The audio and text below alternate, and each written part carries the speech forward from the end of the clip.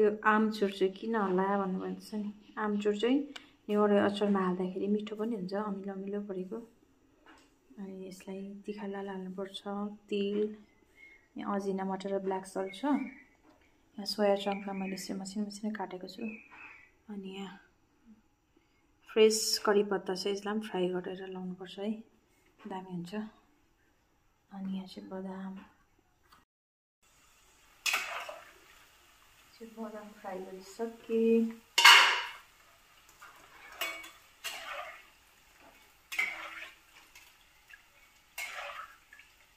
So easy चाहिँ बनाउनु चाहिँ, यो कटिङ गर्नु चाहिँ अलिक टाइम लाग्छ कि, फ्राई गर्नु त सजिलै छ। अचार बनाउनुको लागि चाहिँ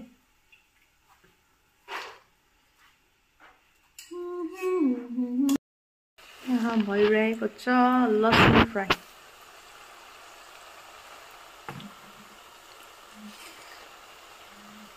बदाम फ्राई भइसकेको छ।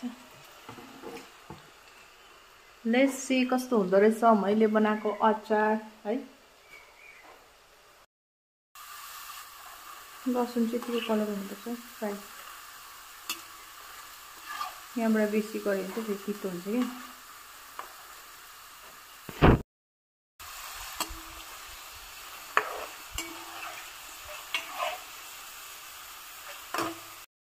अब भने चाहिँ कडी पत्ता,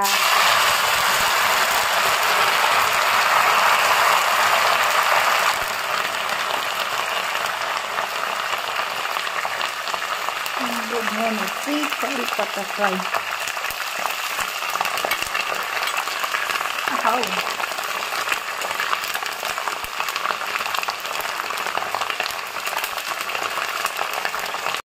फिलहाल चाहिँ यतिको फ्राई भइसक्यो।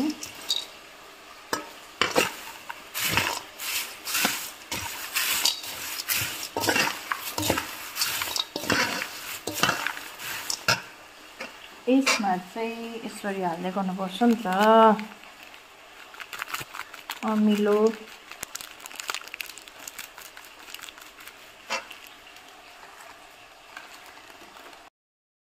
अचार चाहिँ रेडी भइसक्यो है, हेर्न सक्नुहुन्छ। यस्तो क्रिस्पी अनि स्पाइसी भएको छ दामी। कडी पत्ताले चाहिँ दामी कलर आउँछ नि त।